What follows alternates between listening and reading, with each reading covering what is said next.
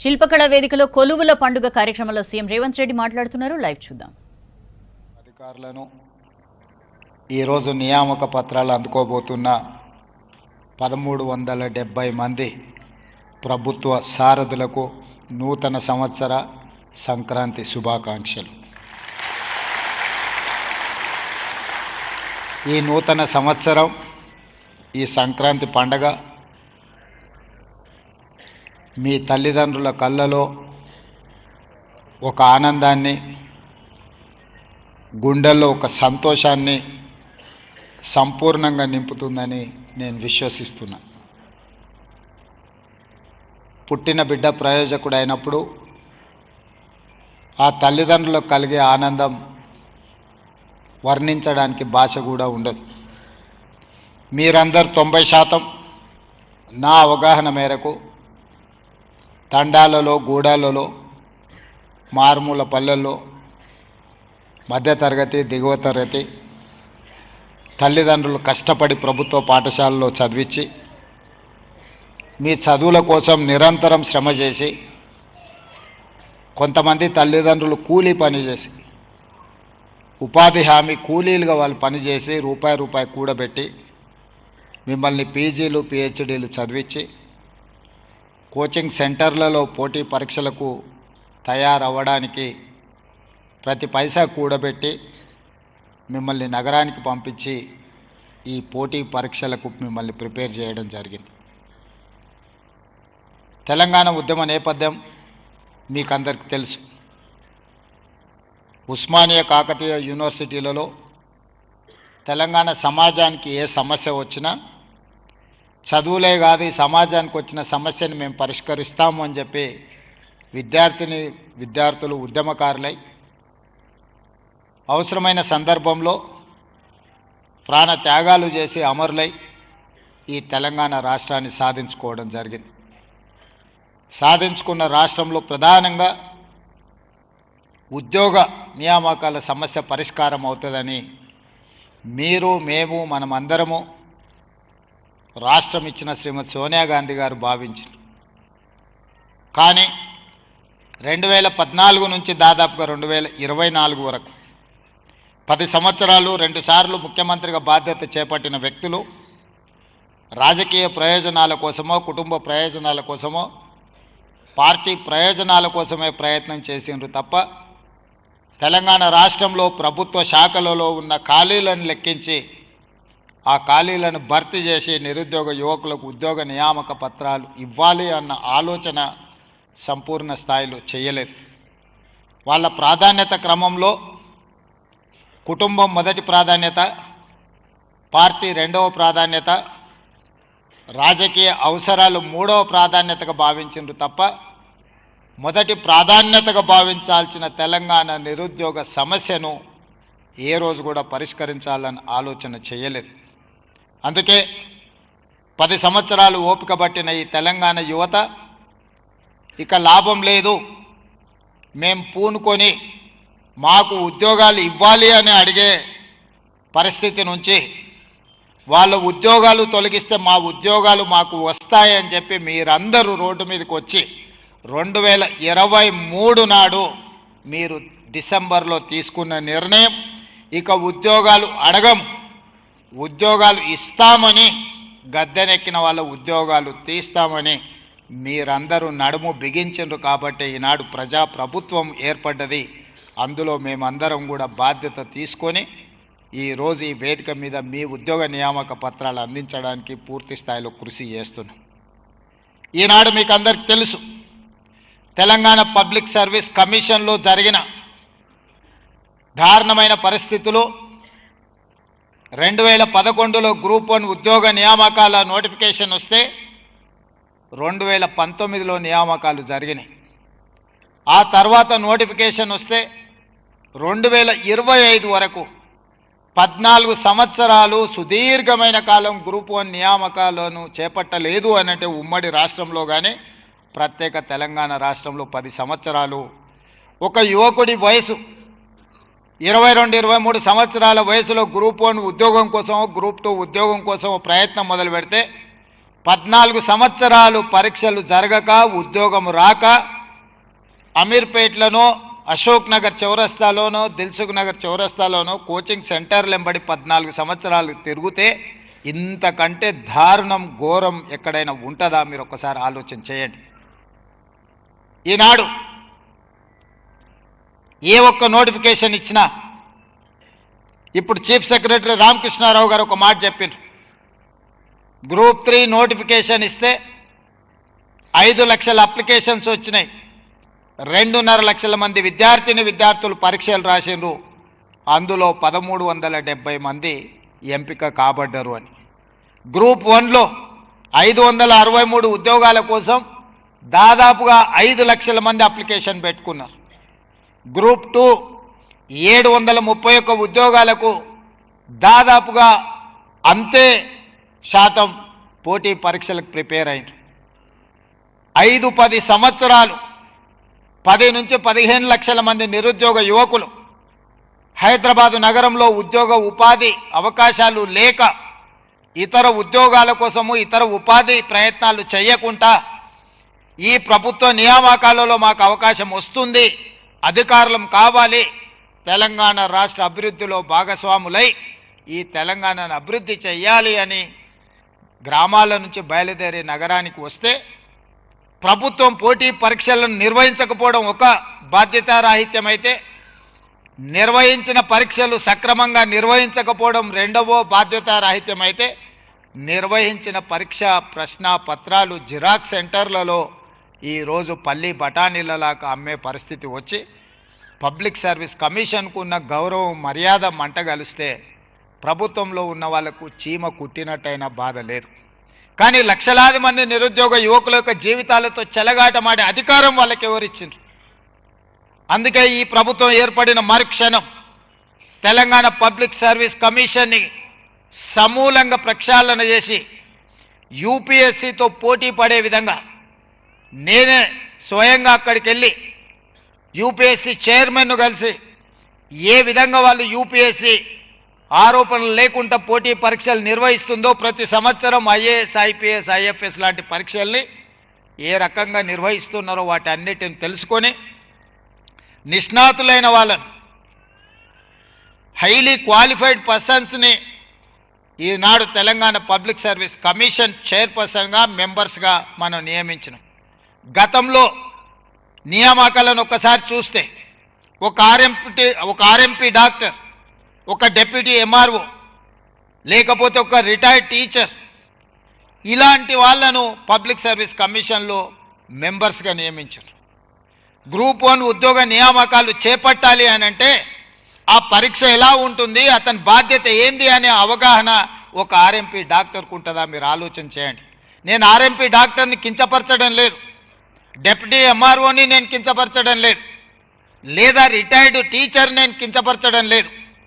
వాళ్ళు చేసిన ఉద్యోగాల స్థాయి ఏంది, వాళ్ళు నియామక పత్రాలు అందించబోయే పోటీ పరీక్షల ప్రశ్న పత్రాలు తయారు చేసే బాధ్యత గ్రూప్ 1, గ్రూప్ 2, గ్రూప్ 3 లాంటి ఉద్యోగాలకు ఆ నియామకాలను చేపట్టడానికి వాళ్ళకు బాధ్యత ఇస్తే ఏ రకమైన విధి విధానాలను వాళ్ళు నిర్ణయిస్తారో మీరు ఒక్కసారి ఆలోచన చేయండి. ఇంత నిర్లక్ష్యం తెలంగాణ నిరుద్యోగుల పట్ల ఆనాటి ప్రభుత్వం వ్యవహరించింది.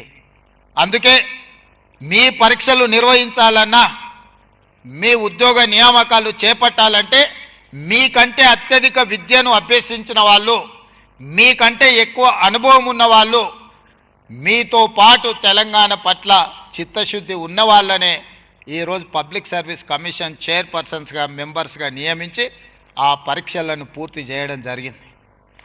మీకు ఒక్క మాట చెప్పదలుచుకున్నా, డిఎస్సి మీరు ఎప్పుడైనా హిస్టరీని తీసుకోండి, నోటిఫికేషన్ నుంచి నియామకాలు 55 రోజుల్లో పూర్తి చేసి 11,000 మంది టీచర్లకు ఉద్యోగ నియామక పత్రాలు అందించినాం.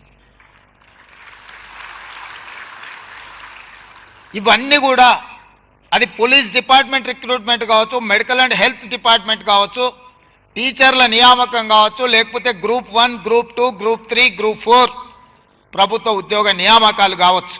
ఒక బాధ్యతతోని ఒక యజ్ఞంలాగా భావించి ఎక్కడా తప్పులు జరగకుండా ఈ నియామక పత్రాలను అందించాలనే మేము కృషి చేసి గ్రూప్ 1 ఫలితాలు ఇచ్చి నియామకాలు అందించబోయే సమయంలో కోర్టుల ముందు వివాదాలు సృష్టించి ఎట్టి పరిస్థితుల్లో నియామక పత్రాలు అందనీయకూడదని కుట్రలు చేస్తే కూడా న్యాయస్థానం ముందు నిలబడి ప్రభుత్వం బలమైన వాదనను వినిపించి ఈరోజు దాదాపుగా 2 సంవత్సరాలలో మొదటి సంవత్సరంలోనే 60,000 ఉద్యోగ నియామక పత్రాలను అందించి దేశంలోనే ఒక గొప్ప ఘనత తెలంగాణ రాష్ట్రం సాధించింది.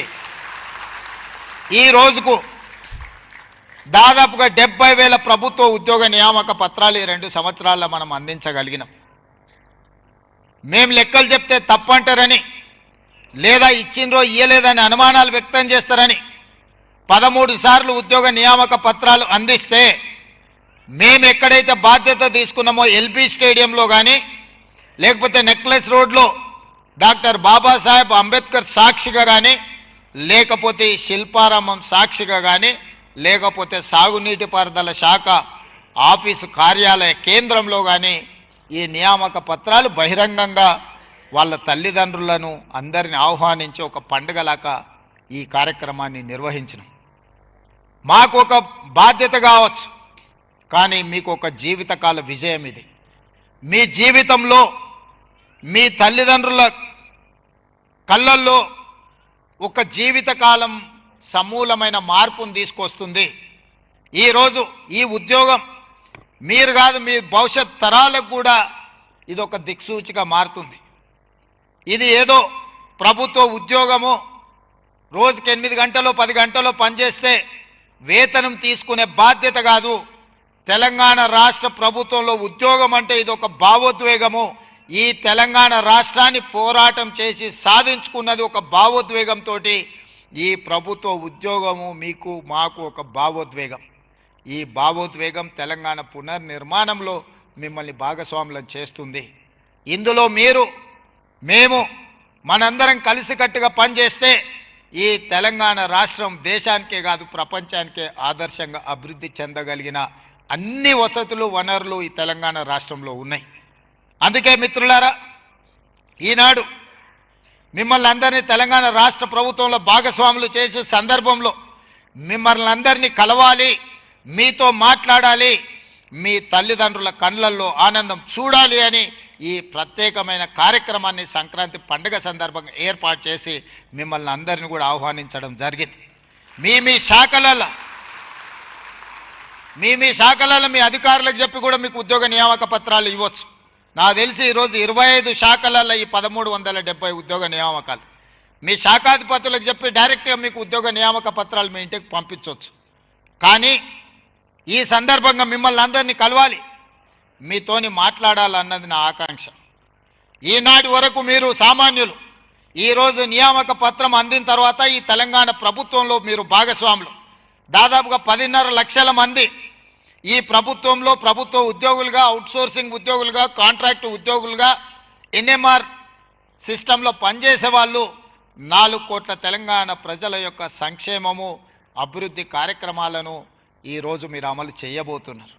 మొట్టమొదటి ప్రధానమంత్రి దేశానికి బాధ్యత తీసుకున్నప్పుడు పండిత్ జవహర్లాల్ నెహ్రూ గారు ఆ రోజు కరువు విలయ తాండవం చేస్తున్నది దేశంలో.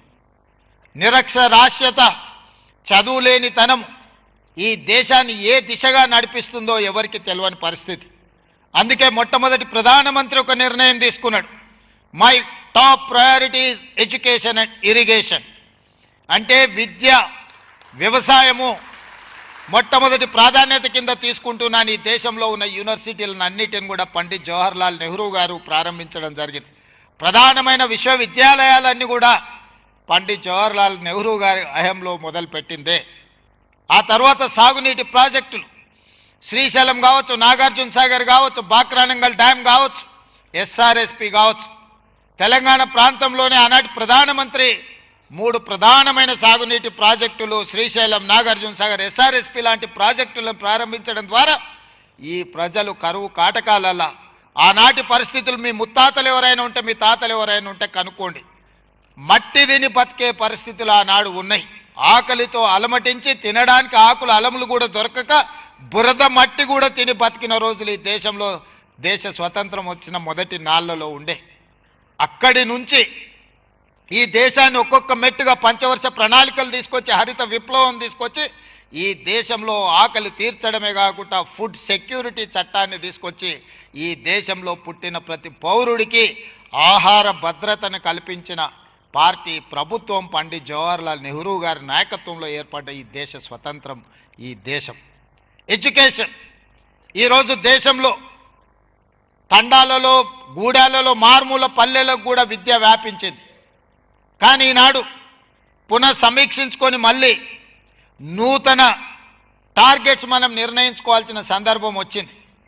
ఈరోజు విద్యకు సమస్య లేదు, విద్య అన్ని ప్రాంతాలకు వ్యాపించింది.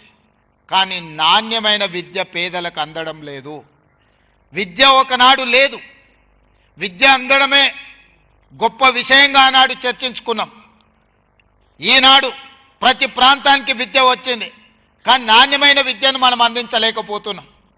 26,000 ప్రభుత్వ పాఠశాలలు ఉంటే 16.5 లక్షల మంది విద్యార్థులు ప్రభుత్వ పాఠశాలల్లో చదువుకుంటున్నారు. మళ్ళీ హైలీ క్వాలిఫైడ్ టీచర్స్ ఉన్నారు ప్రభుత్వ పాఠశాలల్లో, దాదాపుగా 1,20,000 మంది టీచర్స్ ఉన్నారు. అదే ప్రైవేట్లో 11,000 పైచిలకు పాఠశాలలు ఉంటే 33 లక్షల మంది విద్యార్థులు ప్రైవేట్ స్కూల్స్లో చదువుకుంటున్నారు. నేను మిమ్మల్ని అడగదలుచుకున్న ప్రభుత్వ శాఖలో ఈరోజు చేరబోతున్న మిమ్మల్ని, మన మీద ఉన్న విశ్వాసం నమ్మకానికంటే ప్రైవేటు పాఠశాలల మీద ఎందుకు ప్రజలకు విశ్వాసం పెరిగింది ఒక్కసారి ఆలోచన చేయండి. ఇవాళ తల్లిదండ్రులు రూపాయి కూడబెట్టి ప్రైవేట్ స్కూల్కి పంపించి ఫీజులు కడుతున్నారు. ప్రభుత్వంలో ఉచితంగా విద్యను అందిస్తామంటే కూడా ఇక్కడికి రావడం లేదు అని అంటే కారణం మనమే విశ్లేషించుకోవాలి.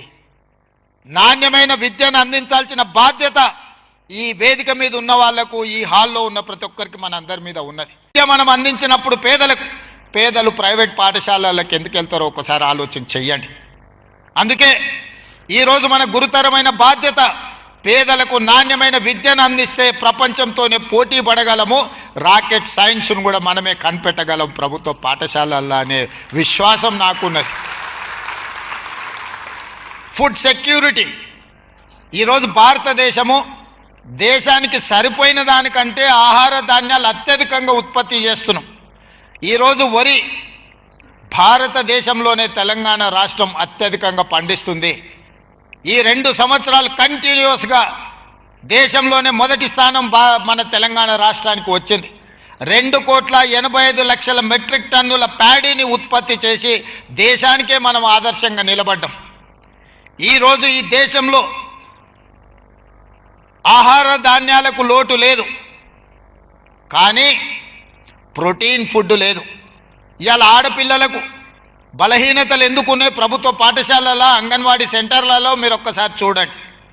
ఎందుకు మనం ప్రోటీన్ ఫుడ్ ఇవ్వలేకపోతున్నాం?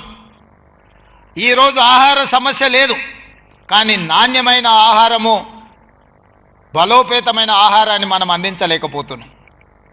రేపటి దినం మీరు ప్రభుత్వంలో పనిచేసేటప్పుడు ఆర్గానిక్ ఫుడ్ ఎలా పండించాలి, నాణ్యమైన భోజనం ఏ విధంగా ప్రభుత్వ పాఠశాలల్లో, ప్రైవేట్లో కానీ పేదలకు అందించాలి, దీన్ని లక్ష్యంగా మనం పనిచేయాలి. ఈరోజు quality education, quality food, skill. ఈరోజు ఎవ్రీ ఇయర్ 1,10,000 మంది ఇంజనీరింగ్ గ్రాడ్యుయేట్లను తెలంగాణ రాష్ట్రం ఉత్పత్తి చేస్తున్నాయి. 1,10,000 మంది ఇంజనీరింగ్ గ్రాడ్యుయేట్లో ఎంతమందికి ఉద్యోగాలు వస్తున్నాయో ఆలోచన చేయండి. ఉద్యోగం వచ్చి ఉండొచ్చు, చదువుకున్న అర్హత తగ్గ ఉద్యోగం ఎందుకు రావడం లేదు? వివిధ శాఖల్లో ప్రైవేట్లో చాలామందికి అవసరం ఉన్నది, చాలామంది నిరుద్యోగులు ఖాళీగా తిరుగుతున్నారు. డిమాండ్ ఉన్నది, సప్లై ఉన్నది, కానీ డిమాండ్ సప్లైలో ఒక గ్యాప్ ఉంది. ఆ గ్యాపే స్కిల్ లేకపోవడం, అన్స్కిల్డ్ క్వాలిటీ ఎడ్యుకేషన్ లేకపోవడం వల్ల ఈరోజు అంతర్జాతీయ స్థాయిలో మనం పోటీ పడగలిగిన పరిస్థితులు ఉన్నా, అంతర్జాతీయ అవకాశాలు ఉన్నా మనం అందిపుచ్చుకోలేకపోతున్నాము. అందుకే ఎడ్యుకేషన్లో skill is most important subject. రేపటి రోజుల్లో మీరు స్కిల్ డెవలప్మెంట్ కోసం పని చేయాల్సిన అవసరం ఉన్నది. ఈరోజు ఈ ప్రభుత్వం గతంలో ఒకప్పుడు భూమి లేని వాడికి భూమి ఇచ్చింది, ఇల్లు లేని వాడికి ఇల్లు ఇచ్చింది, అడవుల్లో భూములు దున్నుకునే వాడికి పోడు భూముల పట్టాలు ఇచ్చింది. ఈరోజు ఇవ్వడానికి పోడు భూములు లేవు, పంచిపెట్టడానికి అసైన్మెంట్ ల్యాండ్స్ లేవు. ఈరోజు ఈ ప్రభుత్వం దగ్గర ఉన్నది ఒకే ఒక్కటి, మీకు నాణ్యమైన విద్యను అందించడం. ఈరోజు పేదవాడి యొక్క భవిష్యత్తును, పేదవాడి యొక్క ఆలోచన విధానాన్ని మార్చడానికి విద్యను ఒక ఆయుధంగా వాడుకోండి. విద్య ఒక్కటే మన జీవితాలలో మార్పు తెస్తుంది. విద్య ఒక్కటే మన జీవితాలలో వెలుగు నింపుతుంది. విద్య ఒక్కటే మన తల్లిదండ్రులను సంతోషపెడుతుంది.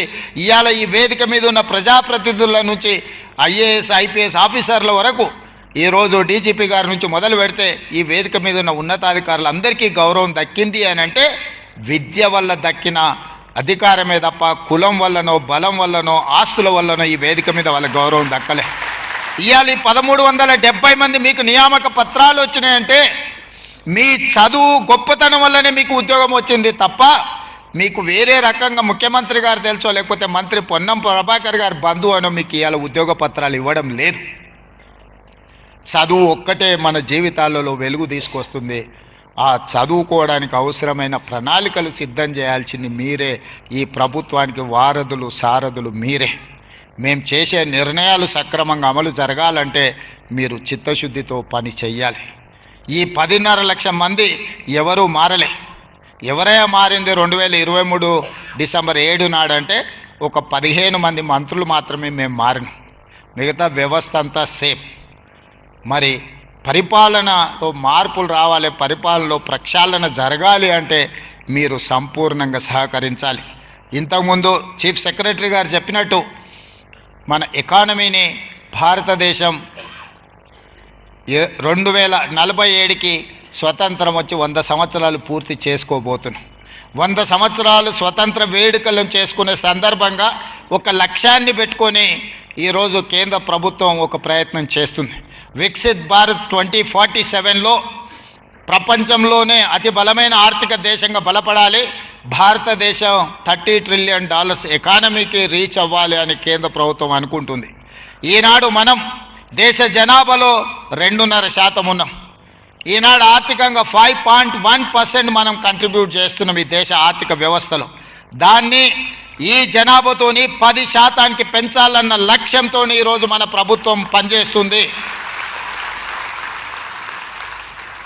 2034కు $1 ట్రిలియన్ ఎకానమీ, 2047కు $3 ట్రిలియన్ ఎకానమీ దేశ ఆర్థిక వ్యవస్థలో 10% తెలంగాణ రాష్ట్రం నుంచి అందించాలన్న లక్ష్యంతో పనిచేస్తున్నాం. వేదిక మీద ఉన్న ప్రజాప్రతినిధులు 2047లో ఎవరుంటారో నాకు తెలీదు, కానీ మీరందరూ 2047 వరకు ప్రభుత్వంలో ఉంటారు. ఈ తెలంగాణ రాష్ట్రం $3 ట్రిలియన్ ఎకానమీకి మనం చేరాలి అని అంటే మీ కళ్ళతో చూస్తారు, మీ చేతులతో పనిచేస్తారు, మీ మనసులో ఆ లక్ష్యం ఉండాలి. 2034 వరకు నేను గ్యారంటీగా ఉంటా, మిమ్మల్ని అందరినీ చూస్తూనే ఉంటా. $1 ట్రిలియన్ ఎకానమీకి మనం చేరాలి అని అంటే మీరందరూ సహకరించాలి. 2047 మీ చేతుల్లోనే ఉంది. మీరే $3 ట్రిలియన్ ఎకానమీకి ఈ రాష్ట్రాన్ని ముందుకు నడిపించాలి. మీరందరూ నడిపిస్తారనే సంపూర్ణమైన విశ్వాసం నమ్మకం నాకు ఉన్నది. ఎందుకనంటే మనందరం ఈ తెలంగాణ రాష్ట్రాన్ని కొట్లాడి సాధించుకున్నాం. దేశంలోనే అత్యధిక అభివృద్ధి చెందిన రాష్ట్రంగా నిలబెట్టాలి అంటే మనందరం కూడా కష్టపడి పనిచేయాలి. చివరగా ఒక మాట అప్పుడప్పుడు రామకృష్ణారావు గారు మేము అధికారులతో మాట్లాడుకుంటూ అనుకుంటుంటాం, రాజకీయాలలో కానీ ప్రభుత్వ ఉద్యోగంలో చేరేటప్పుడు 3 రకాల దశలు ఉంటాయని, పరిణామ క్రమం. చేరంగానే గరంగా ఉంటామంట, కొంతకాలం అయిన తర్వాత నరం, ఆ తర్వాత బేషరం. మేము అట్లా కాకూడదని నేను భావిస్తున్నా. గరం, నరం, బేషరం 3 దశలు రాజకీయాలలో కానీ ప్రభుత్వ ఉద్యోగాలలో ఉంటుందని ఒక నానుడు ఉంది. ఆ నానుడి తప్పు అని మనం నిరూపించాలి. చేరుని రోజు ఏ ఘరం అయితే ఉందో రిటైర్మెంట్ రోజు కూడా అదే ఘరంతో, అదే తల వంచకుండా తల నిలబెట్టి 30-35 సంవత్సరాలు ఈ రాష్ట్రం కోసం, ఈ తెలంగాణ ప్రజల కోసం నిక్కచ్చిగా నేను పనిచేసిన. నా దగ్గరకు వచ్చే పేదవాడు ఏదైనా సాయం అడిగి చేయి చేస్తే ఆ పేదవాడి మొహంలో నా తల్లో నా తండ్రో కనిపిస్తుంది. నా తల్లిదండ్రులు నా ఎదురుగా నిలబడి నన్ను సహాయం అడిగితే ఏ మనసుతో నేను పని చేస్తానో అదే మనసుతో పేదవాడికి నేను సేవ అందిస్తా అని ఒక లక్ష్యాన్ని మీరు పెట్టుకోవాలి. చివరగా ఉద్యోగం వచ్చింది. చాలామంది పెళ్లిగాని యువకులు ఉన్నట్టున్నారు చూస్తుంటే. ఇప్పుడు ధర పలుకుతుంది బాగానే. అత్తగారు వస్తారు, రాగానే నిన్నటి వరకు ఉన్న తల్లిదండ్రులు మనకు దూరం అవుతారు, అత్తగారు వాళ్ళు అల్లం బెల్లం అవుతారని అంటుంటారు. నాకైతే తెలియదు, కానీ నేనైతే ఒక్క మాట చెప్పదలుచుకున్నా. తల్లిదండ్రులను గౌరవంగా తల్లిదండ్రులను మంచిగా చూసుకోని వాళ్ళు ఎవరన్నా ఉంటే ఖచ్చితంగా వాళ్ళ జీతం 15% కోత విధించి మీ తల్లిదండ్రుల ఖాతాలో వేస్తారు. రెండవది, గతంలో నలుగురు ఐదుగురు ఉండేది పిల్లలు. ఒకడు మంచోడున్నా ఒకటి చెడ్డోడున్నా ఎవరో ఒకరు చూసుకునేది. మేమైతే 7 మంది అన్నదమ్ములు. మేము 7 మంది అన్నదమ్ములలో 3 సరిగ్గా మా తల్లిదండ్రులు చూసుకోకపోయినా 4 చూసుకునే అవకాశం ఉంది. కానీ ఈ కాలంలో ఒకే ఒక సంతానం ఉంటున్నది, కొడుకైనా బిడ్డ అయినా. మరి బిడ్డ పెళ్ళై అత్తగారింటికి వెళ్తే అత్తగారు వాళ్ళు ఆ బిడ్డను అమ్మా నాయనను చూసుకోవద్దు, ఆర్థిక సహాయం అందించొద్దు అని నిబంధన పెట్టడం మంచిది కాదు. ఈడున్న ఆడపడుచులందరికీ నా సూచన, మీరు అత్తగారింటికి పోయినా మీ తల్లిదండ్రుల బాధ్యత మీదే. మీరే ఏకైక సంతానంగా చాలామంది ఉన్నారు. ఒకరో ఇద్దరి కంటే అసలు అంతకు మించిన సంతానం ఈ కాలంలో లేనే లేరు. మరి మిమ్మల్ని చదివించి పెంచి పెద్ద చేసి మిమ్మల్ని పెళ్ళిళ్ళు చేసి అత్తగారింటికి పంపిస్తే మీరు వెళ్ళిపోయిన తర్వాత మీ తల్లిదండ్రులను మీరు పట్టించుకోకపోతే, ఒకవేళ అత్తగారి ఒత్తిడి ఉన్నా ఏదైనా ఉంటే నాకు చెప్పండి. అట్లాంటిది ఏదైనా ఉంటే, అత్తగారి వైపు నుంచి ఒత్తిడి ఏదైనా ఉంటే నాకు చెప్పండి. ఆటోమేటిక్గా మీ జీతంలో నుంచి కొంత భాగం 10 నుంచి 15% మీ తల్లిదండ్రులకు చేరే విధంగా. ఏ ఆడబిడ్డకు కూడా తమ తల్లిదండ్రులకు ఏమైనా చేయాలని కోరుకుంటుంది, కానీ అత్తవారి వైపు నుంచి ఉండే ఒత్తిడితోని ఎక్కడైనా వాళ్ళు ఇబ్బంది పడుతుండొచ్చు. అట్లాంటిది ఏదైనా ఉంటే మీ అన్న రేవంత్ రెడ్డి ఇక్కడ ఉన్నాడు, నాకు చెప్పండి. తల్లిదండ్రులను బాగా చూసుకోండి. తల్లిదండ్రులను బాగా చూసుకోనోడు నా దృష్టిలో, సమాజం దృష్టిలో మానవ జన్మ ఎత్తడానికి అర్హత లేదు అని నేను భావిస్తున్నా. దయచేసి ఈ రోజు నుంచి ఈ ప్రభుత్వంలో మీరు భాగస్వాములు. మీ అందరి నుంచి నేను ఆశిస్తున్నది ఒకే ఒకటి, మీ తల్లిదండ్రులను బాగా చూసుకోండి. కన్న తల్లిదండ్రులను, పుట్టిన ఊరును బాగా చూసుకునేవాడు ఈ తెలంగాణ రాష్ట్రాన్ని బ్రహ్మాండంగా అభివృద్ధి చేస్తాడని నేను నమ్ముతున్నా. మీ అందరి పట్ల నాకు సంపూర్ణమైన విశ్వాసం ఉంది. రాబోయే రోజుల్లో కూడా ప్రభుత్వ ఖాళీలు అన్నిటిని భర్తీ చేస్తాము. ఎవరు ఏ రాజకీయ పార్టీల చేతుల్లో ఆయుధాలుగా మారకండి. ఎవరు మనకు చెప్పాల్సిన పని లేదు. నాకు సంపూర్ణమైన అవగాహన ఉంది. అశోక్ నగర్ చౌరస్తాలో కూర్చుంటే ఏం మాట్లాడతాం, ఉస్మానియా యూనివర్సిటీ క్యాంటీన్లో కూర్చుంటే ఏం మాట్లాడుకుంటాం, ఏం ఆశిస్తామో సంపూర్ణమైన నాకు అవగాహన ఉంది. అన్ని ఖాళీల భర్తీ చేస్తా. ప్రభుత్వంలోనే కాదు, ప్రైవేట్లో కూడా లక్షలాది కోట్ల రూపాయల పెట్టుబడులు తీసుకొచ్చి ప్రపంచంతోనే పోటీ పడే విధంగా మా యువకులను తీర్చిదిద్దే బాధ్యత నాకున్నది. చిన్న వయసులో నాకు మంచి అవకాశం వచ్చింది. చాలా సంవత్సరాలు ఇట్లాగే మీతోనే ఉంటాను, కావలసిన పనులు చేస్తాను. మీ అందరికీ మరొక్కసారి ప్రభుత్వ ఉద్యోగం సాధించిన దాంతో పాటు సంక్రాంతి శుభాకాంక్షలు తెలియజేస్తూ మీ అందరి దగ్గర సెలవు తీసుకుంటున్నాను.